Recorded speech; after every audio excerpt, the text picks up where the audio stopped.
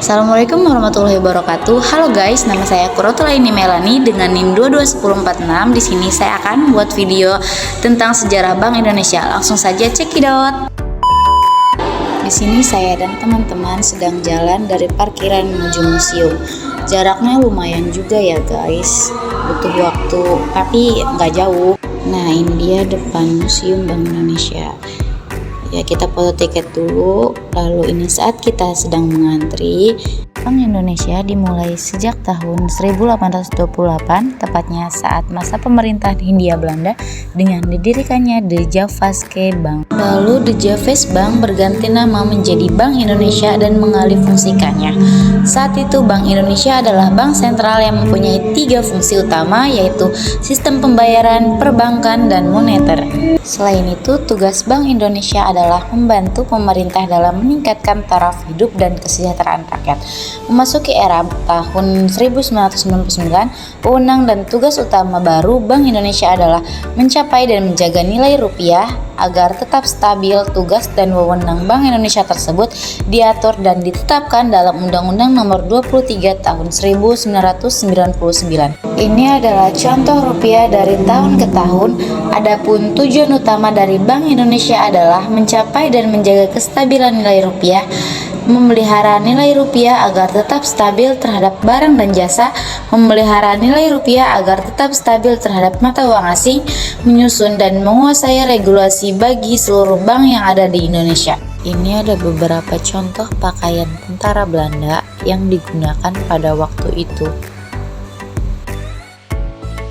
Ini adalah tempat penyimpanan emas pada saat Bank Indonesia dahulu. Tempat ini melainkan berangkas yang didesain secara modern, serta sistem keamanan paling canggih daripada ruangan yang lainnya. Ruangan ini berlapiskan baja, dan ini metamorfosa atau perubahan logo Bank Indonesia dari tahun 1953 sampai dengan tahun ke-2005.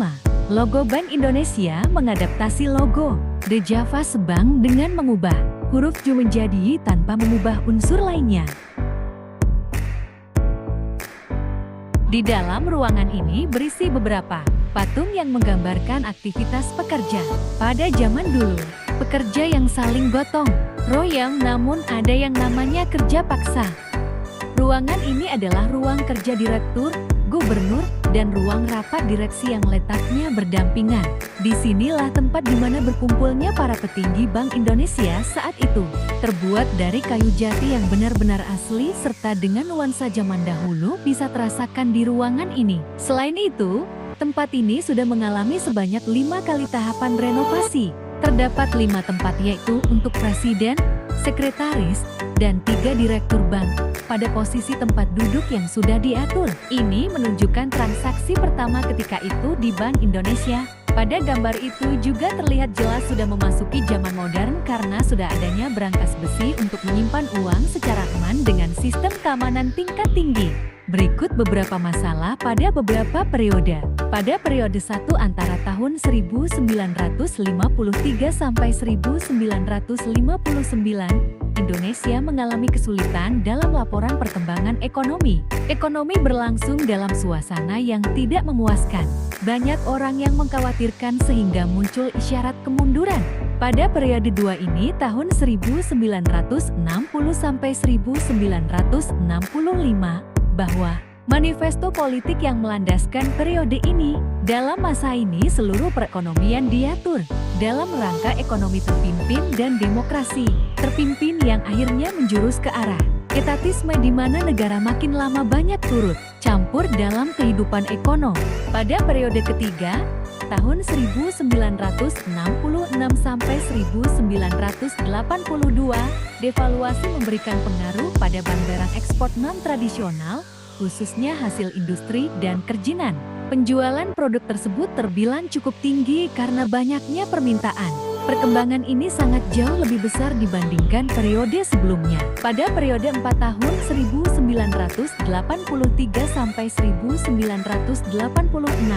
tumpuan harapan yang bersandar pada pinjaman luar negeri tidak bisa diharapkan. sehingga jalan satu-satunya yaitu mengandalkan pihak swasta dan masyarakat. Cukup mungkin hanya itu yang bisa saya jelaskan tentang Museum Bank Indonesia. Kita foto sekelas dulu untuk kenang-kenangan. Kalau kita pernah berkunjung ke Museum Bank Indonesia, gak lupa foto dan buat video satu angkatan di depan Museum Bank Indonesia.